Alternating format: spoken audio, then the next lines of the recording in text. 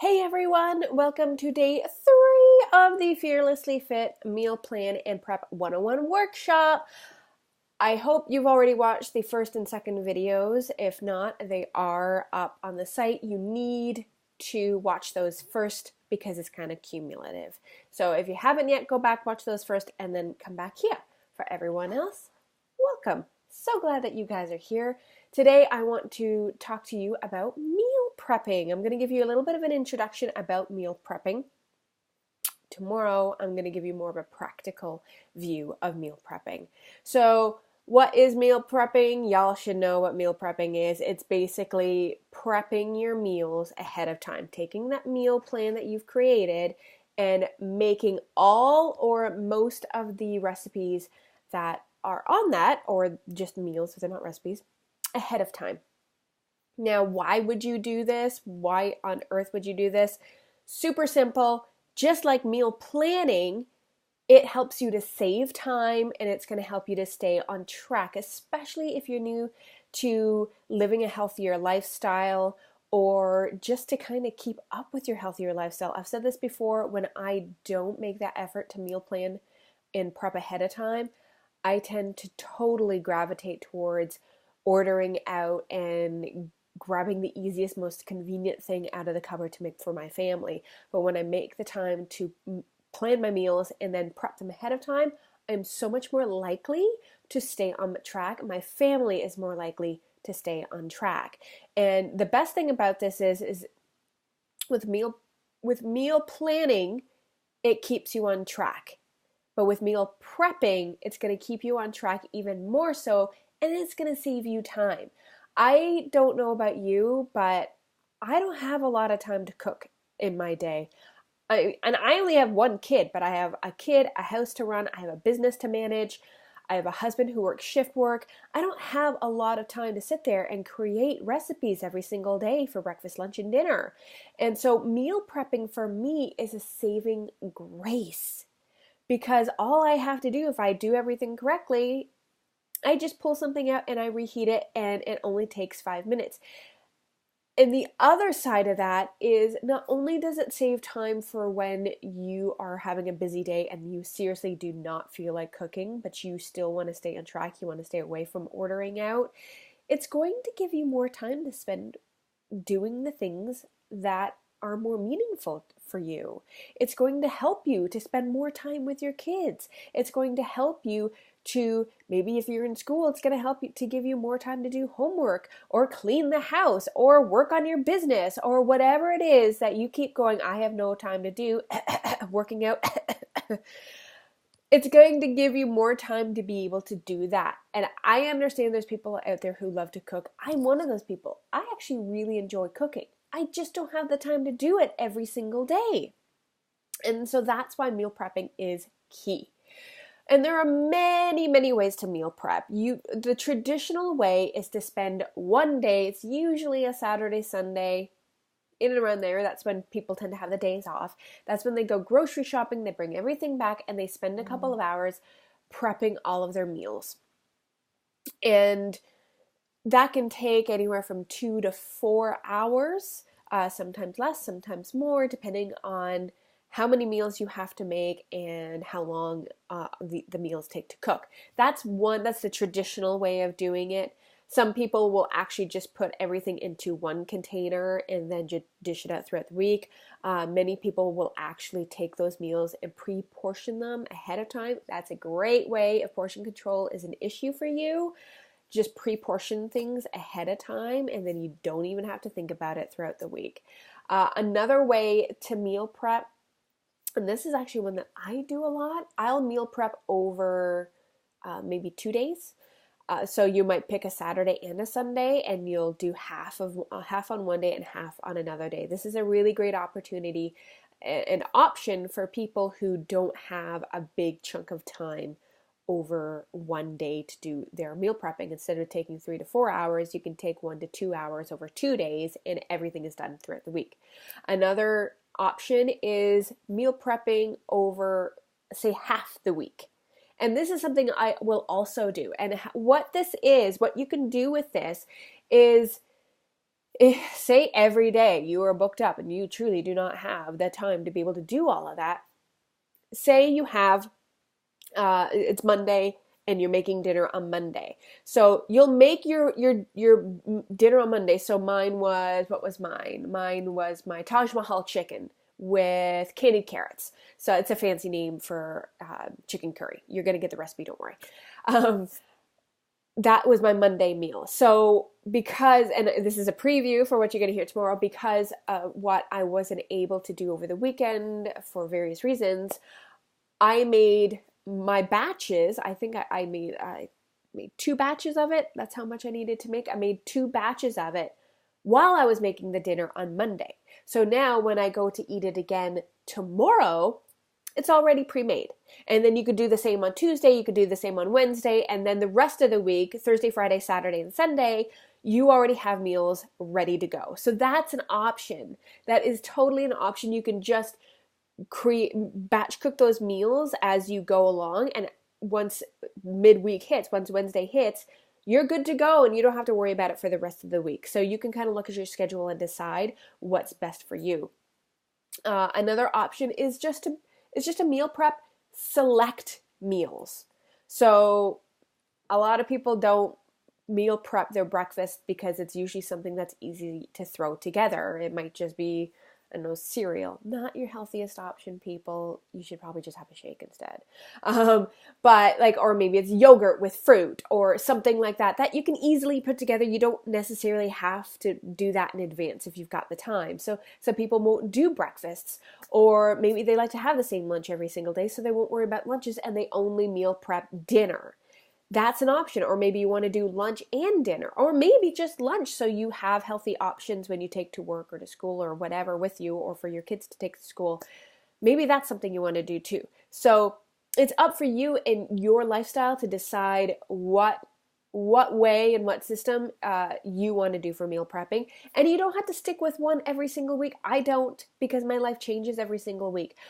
The important thing is to sit down and look, and I'll talk about this in your tips, and look at your week and say, okay, what's going to be the best way for me to meal prep this week? Is the only day I can do it on a Sunday and I'm going to have to suck it up and spend the morning cooking and then it's done and over with? Or, okay, I don't really have time this weekend. I might have to do it throughout the week. Every week is going to be different for you guys. You need to be flexible, but you need to decide ahead of time how you're going to do that throughout the week. So I have some tips for you guys on when it comes to actually sitting down and meal prepping in whichever system you want to do it, whether it's 1 day, 2 day, 3 days, whatever. I have a few tips for you. These are my big tips. So I would suggest that you cook the most complicated dish first, the one that has the most ingredients, the most steps, things like that. Do that first so you can get it out of the way. And or the recipes that will take a long time to cook. So if you've got one that's going to take an hour, do that first, put it in the oven first or on the stove top to simmer first. And so that by the time you're probably done cooking everything else, that first dish will now be done and over with. You can pack it up and you're good to go, instead of saying, okay, well, everything's done, but now I can't leave the house because this is still cooking because I just put it on the stove. And that's the same. If you have a crock pot dish, make that the first thing you put on. Put the crock pot on so you don't have to worry about it. It cooks itself. Set a reminder. If the crock pot itself doesn't have like an alarm or something, set a reminder on your phone to check it later. Another one is to cut all of your vegetables at once. So what I mean by this is, especially with things like onions and garlic, figure out how much diced onions, because it's never ending. When you meal prep, you're always dicing onions and mincing garlic. Figure out how much you need. Take like 2 or 3 of your onions and just dice them up all at once. Take a bowl of garlic, dice it up all at once, and put it in a bowl and set it aside. And then while you're cooking, you just measure it out. You don't have to continuously start dicing up. Same with like peppers. We tend to, use a lot of peppers and things like that. Dice it up beforehand. On top of that, use this opportunity to chop up vegetables for snacks throughout the week. This is going to be a great opportunity for your snacking in the afternoon. All you have to do is slice them up and pre-bag them and throw them in the fridge, and no excuses. You've got pre-sliced veggies that you can just grab and go throughout the week. So cut up all your veggies at once. What else do I have? Start with a clean kitchen. This might just be a type A thing, I'm not sure, but I like to make sure that all my dishes are cleaned and put away, and you have clean counters that you've washed down. It's ready to go for food. You've got your cutting boards ready. You've got knives that are freshly sharpened. Make sure you're using a sharp knife. Having a dull knife is actually more dangerous than having a sharp knife. But keep it clean because you need to be able to find everything easily. You don't want to sit there and go, oh my God, I need to find the colander. Crap, it's at the bottom of the dirty dishes over here and I have to go through them all, clean that out. You want everything to be clean and ready for you. Piggybacking on that, clean as you go. You want to clean as you go. That one thing that people complain about when it comes to meal prepping is how much dishes you have to do. And it's the only thing I don't like about cooking is the dishes afterwards. So I am kind of a Nazi about cleaning as I go along. So if you're cooking something and you've thrown it on the stovetop and it's supposed to wait for 5 minutes for it to cook through, take that time to take whatever bowl or cutting board or whatever and just do a quick rinse it up. The things that you're going to reuse, you now have it, rewashed.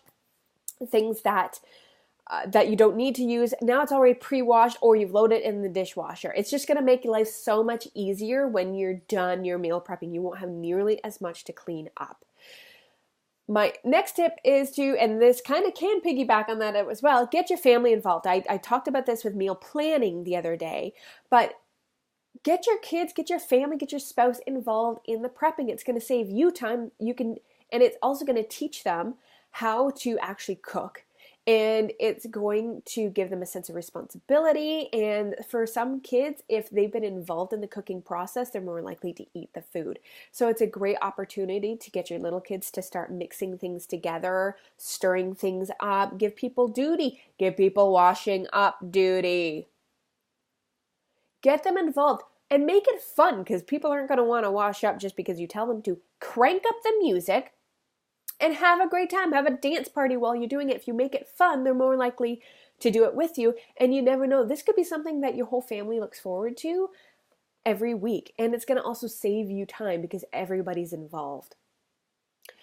As I mentioned before, briefly look at your weekly schedule and decide your proper meal prepping format. So if you're going to have a super busy week where you have absolutely no time available, thinking that you're going to set aside 3 or 4 hours is not going to be realistic for you. You need to decide. You need to figure out how is this going to be realistic for you. It might be that you need to batch cook Monday, Tuesday, and Wednesday so that you have the rest of the week to just relax. That might be the case, or you might have to do it over a 2-day period because you've got a lot going on Saturday and Sunday, but you have the mornings free and available to do that.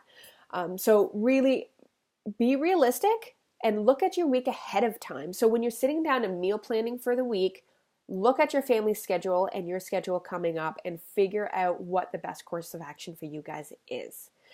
Another great option is to buy food that's already pre-cut. You can actually buy, it's usually a little bit more expensive, but you pay what you pay for in the pre-cut, you make up for in saving time, right? So you can buy pre-cut vegetables. You can buy pre-measured portions of fish and meat. Sometimes you can even buy pre-cooked meals if you seriously don't have the time. There are plenty of businesses out there that will actually cook up meats for you, marinate them for you, and there are healthy options as well that they can actually do that for you. But if you go to the butcher, you can get pre-cut portions so you don't have to do that at home.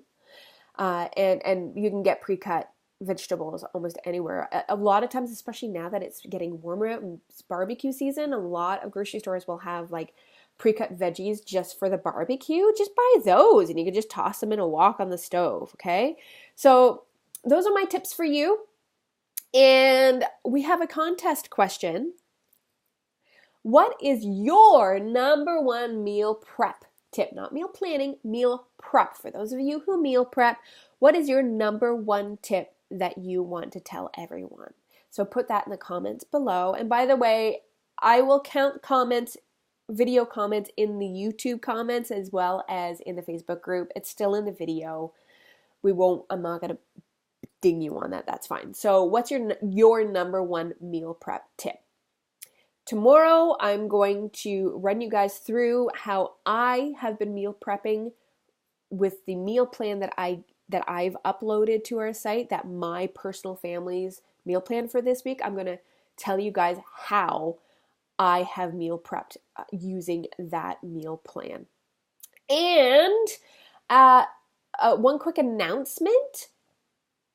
I want you to start thinking about any questions up to this point that you have. Write them down on a piece of paper, because on Friday at 12:30 Eastern Standard Time, 12:30 p.m. Eastern Standard Time, I will be doing a Facebook Live chat right here in our group to answer any of the questions that you have about meal planning and prepping.